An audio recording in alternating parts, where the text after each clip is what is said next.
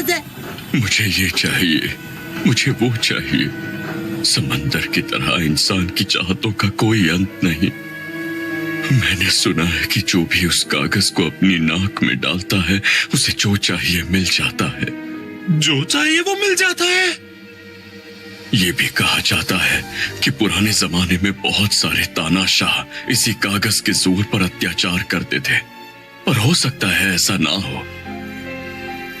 उस कागज को आखिरी बार 35 साल पहले इंडिया में देखा गया था, जब एक हाथी ने सिर्फ अपनी सूंड से एक पूरे गांव को तबाह कर दिया था। इंडिया का हाथी? उस खूबसूरत गांव में केले की खेती हुआ करती थी। वो देखो, उस हाथी की सूंड में कागज के दोनों टुकड़े हैं। शायद उस हाथी की ख्वाहिश थी कि उसे केले खाने थे। उसकी भूख ने पूरे गांव को बर्बाद कर दिया। तो अब बोचान का क्या होगा? अगर कागज के दोनों टुकड़े उसकी दोनों नासिकाओं में घुस गए तो उस पर पूरी तरह से काबू कर लेंगे और वो एक अत्याचारी राक्षस बन जाएगा। एक दूजे बिना हम न रह सकेंगे, तुम भी मान लो एक साथी है वो।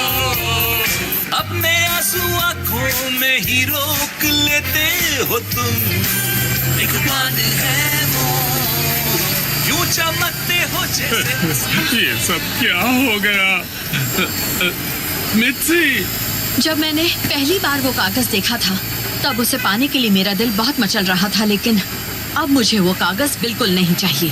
अब जब उस कागज को वो लड़का मिल चुका है तो उसे अब किसी और को लुभाने की जरूरत नहीं पड़ेगी।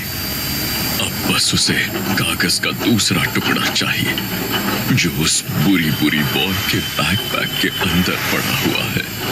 कागज का दूसरा टुकड़ा शिनचैन के पास है? दोनों कागज एक सेट की तरह काम करते हैं। अब उस बहती नाक वाले बच्चे को राक्षस बनने से रोकने के लिए एक ही रास्ता है कि बुरी बुरी बॉय उस कागज को लेकर कहीं दूर भाग जाए। उसे बुरी बुरी बॉय बुलाना बंद करो। शिनचैन मेरा नन्हा सा मुन्ना सा प्यारा सा लाडला सा बेटा है। शिनचैन! देखना है तो दिल खोल के दिखा दूं मैं तुमको, डायसेक्शन है वो।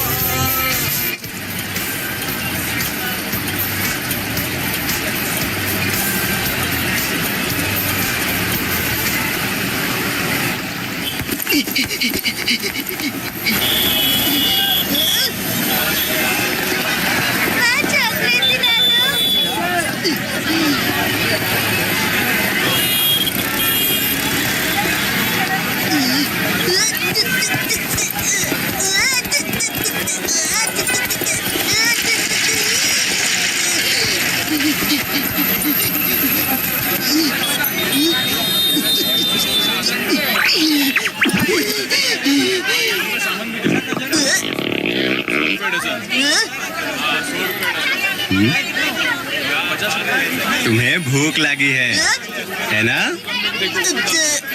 मैं अपने मुंह से कैसे कहूँ?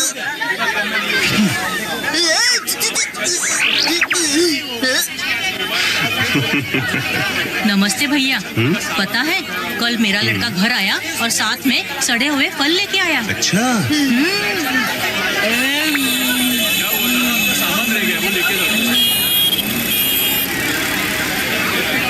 अब इस पे तो हंस दो।